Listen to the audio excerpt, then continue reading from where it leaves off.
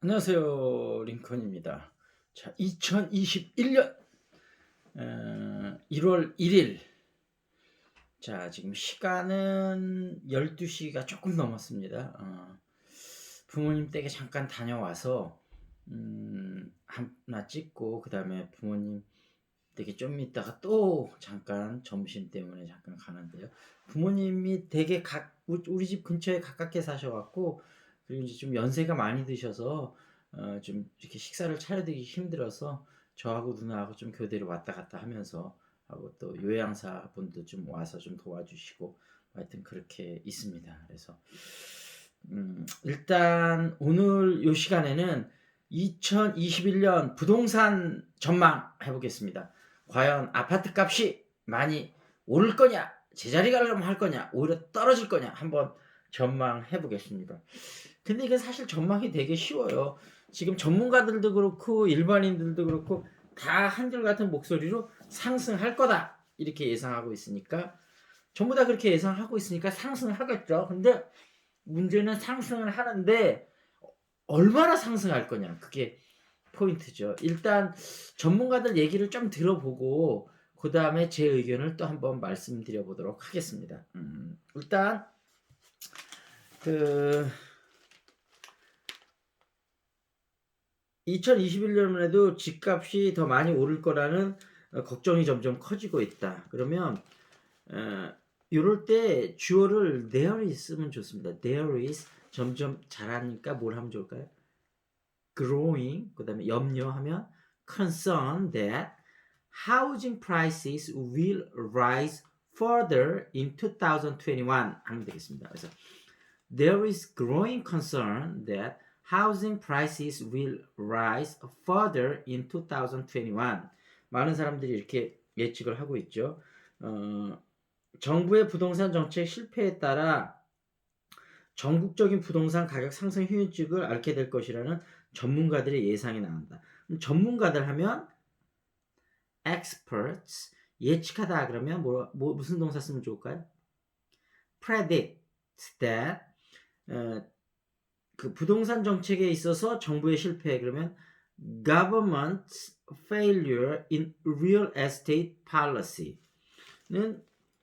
그러니까 무엇에 이르냐면 will lead to a nationwide increase, 전국적인 상승이죠. in real estate prices in 2021 이렇게 되죠. 그래서 다시 한번 해보면 experts predict that the government's failure in real estate policy will lead to a nationwide increase in real estate price in 2021. 첫 번째, 두 번째 다시 한번 해보겠습니다. There is growing concern that housing prices will rise further in 2021. Experts predict that government's failure in real estate policy will lead to a nationwide increase in real estate prices in 2021 이렇게 되었습니다. 그래서 이제 대부분 지금 전문가들이 예측하는 것 중에 계속 오를 것 같은 이유가 공급 부족이다. 첫 번째는 저금리다. 세 번째는 전세값이 계속 상승하기 때문에 매매가도 계속 상승할 거다. 이렇게 예측을 하고 있는데, 요거를 우리가 좀 하나씩 한번 좀 살펴보도록 하겠습니다. 과연 그게 어느 정도 사실이고 어느 정도 어떻게 되는지. 일단 먼저 공급 부족이다. 그러면 정부에서는 입만 열면 하는 얘기가 공급 부족하지 않다. 그리고 시장에서는 부족하다. 전문가들, 일반인들 다 부족하다. 근데 도대체 왜 이런 현상이 왜 일어나는 걸까요? 뭐 여러분들도 다 아시다시피 정부가 얘기하는 그는 단순한 개수인데 저 사람이 별로 원치 않은 지역에 막 짓고 있는 거, 이런 거가 굉장히 많거든요. 그런 거를 포함한 절대 개수는 부족하지 않다는 거죠. 그렇지만 직장에서 가까운 것, 애들 교육 환경이 좋은 것, 이렇게 사람이 살만한 곳에서는 공급이 부족한 거죠. 그러니까 절대적인 숫자는 부족하지 않더라도 질적인 면에서 공급이 많이 아주 부족하다.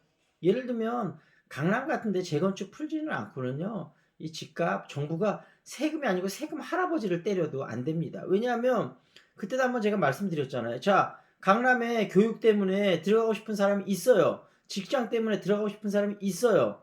근데 공급은 없어요. 그러면 가격은 올라가죠. 당연한 거 아니겠습니까, 그게? 그거를 세금으로 잡겠다고요? 세금으로 잡으면 세금을 엎어서 그 이상 또 더 올라가죠. 그게 디맨드하고 서플라이 원칙에 따르지 않으면 큰 코 다치는 거 정부 관계자들도 알고 계실 거라고 생각이 되는데 본인들도 강남에 집값이 있어서 알면서도 안 잡는 거 아닐까요? 저는 이런 생각도 사실은 좀 들어요. 그다음에 두 번째, 공급 부족은 말씀드렸고 저금리. 지금 코로나 팬데믹 때문에 경제가 전반적으로 안 좋아서 이거를 저금리 기조를 깰 수는 거의 없을 거라고 봐서 이거는 뭐 생각을 할 필요 없을 것 같아서 이거는 뭐 말씀드릴 필요 없을 것 같고, 전세 가격이 상승한다. 지금 이제 갱신 청구권이 생기면서 2+2가 됐잖아요. 근데 여기서 물론 정책 방향은 맞는데 2+2가 너무 과한 거 아니었냐. 그러니까 아무리 정책 방향이 맞아도 너무 급작스럽게 오면 이게 시장의 불안성이 더 커지거든요. 그래서 제 개인적인 생각에는 2+1을 먼저 이렇게 하고 또 2, 3년 지켜보다가 다시 2+2 이 정도로 갔어야 되는 거 아닌가.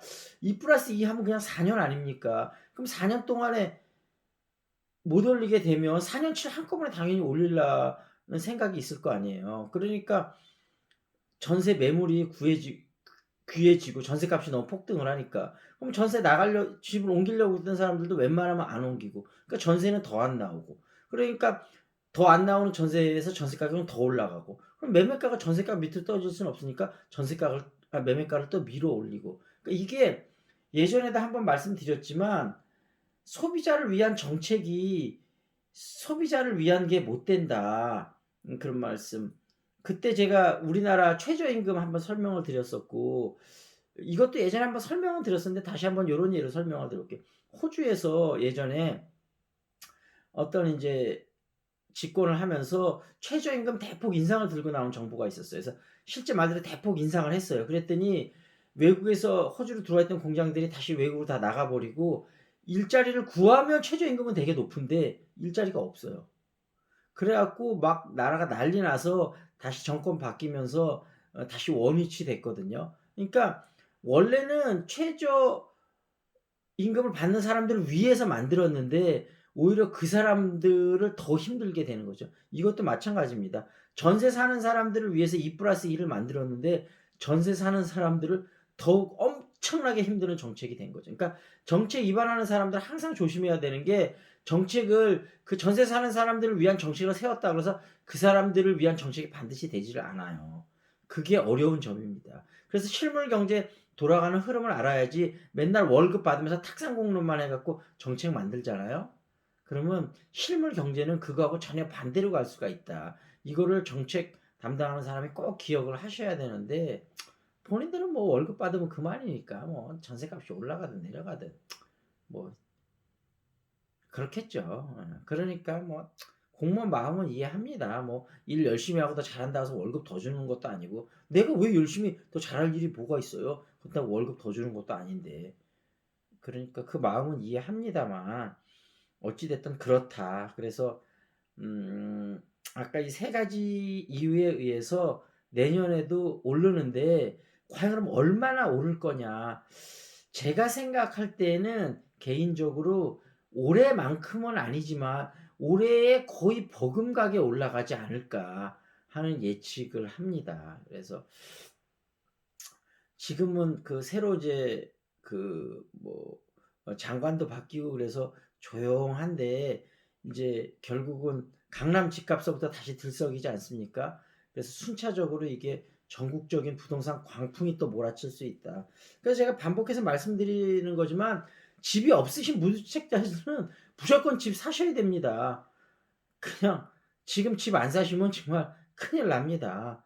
근데 지금 어차피 다주택은 안 되니까 똘똘한 한 채를 사셔야 되니까 고민 많이 하시고, 다주택자는 어떻게 또 처분을 한번 하셔야 되겠죠. 그래서 어찌됐든 무주택자는 집 안 샀다는 큰 코 다친다. 집 반드시 사야 된다. 이런 말씀 드리고, 그래서 집 사는 거 하고, 그 다음에 또 저도 존 리가 하는 동영상 유튜브를 여러 번 봤는데 참 좋은 내용인데 우리나라 현실에는 약간은 안 맞는 부분도 살짝 있긴 있어요. 왜냐하면 그 머티워 벌써 성숙이 된 미국 시장하고 한국 시장은 다른 면도 분명히 있지만 그래도 반드시 귀 기울여 드려야 될 부분이 많이 있다고 생각을 합니다. 그래서 그런 부분을 귀 기울여서 잘 들으셔서 어쨌든 부동산하고 주식하고 적절하게 배분을 잘 해서 여러분의 포트폴리오를 안전하면서도 어떤 투자 수익을 뭐 저금리 시대는 어쩔 수 없는 거 아닙니까? 가져갈 수 있도록 잘 짜시면 좋을 것 같고요.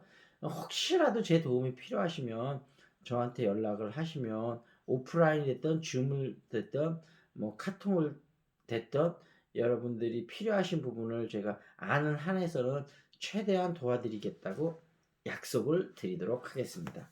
그러면 2021년 부동산 전망은 요 정도로 마무리를 짓고요. 요거 머물지 말고 흘러라. 요거를 조금 한번 해볼까 하는데 제가 요게 아직 어제 그거 한번 얘기했었죠. What does it mean to live and exist to you? 당신에게 있어서 살아간다는 것은 어떤 의미고 존재한다는 것은 무엇을 의미합니까? 그 뒤로 준비가 안 됐네요. 그러면 이 부분을 다시 한 번만 좀 생각을 해볼까요? 당신에게 있어서 살아간다는 것은 무엇이고 그 다음에 존재한다는 것은 무슨 의미입니까? 살아간다는 건 도대체 무슨 의미일까요? 살아간다는 거, 나에게 산다는 거. 여러분도 한번 생각해 보시고 혹시 댓글에다 만약에 달아주시면 재밌을 것 같아요. 나에게 사랑한다는 것은 이런 의미입니다. 저는 개인적으로는 뭐 그때 한 일주 전인가 션하고도 하면서도 그런 얘기 했지만 뭔가 저는 교육자고 교육가로서 사명이 온라인이 됐든 오프라인이 됐든 정말 새로운 걸 배우는 걸 즐거움을 드리고 싶다 사람들한테. 그게 저의 살아가는 이유라고 할까요? 존재 이유일 것 같습니다.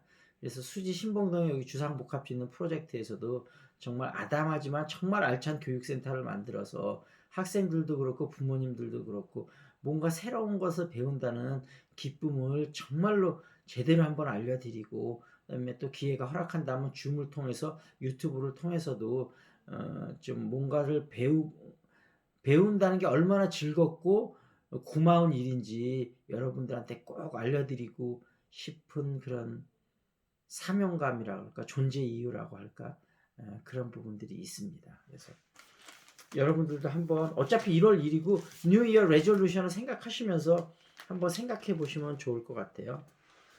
그 전 거 다시 한 번만 해보겠습니다. Our freedom is always limited. You must acknowledge your limitations and work as hard as possible for others within them. A free person enjoys freedom and does their part while being involved in work of others. Don't be afraid that you don't have enough strength to help others. The true inner freedom is that you are free to work for others. What does it mean to live and exist to you?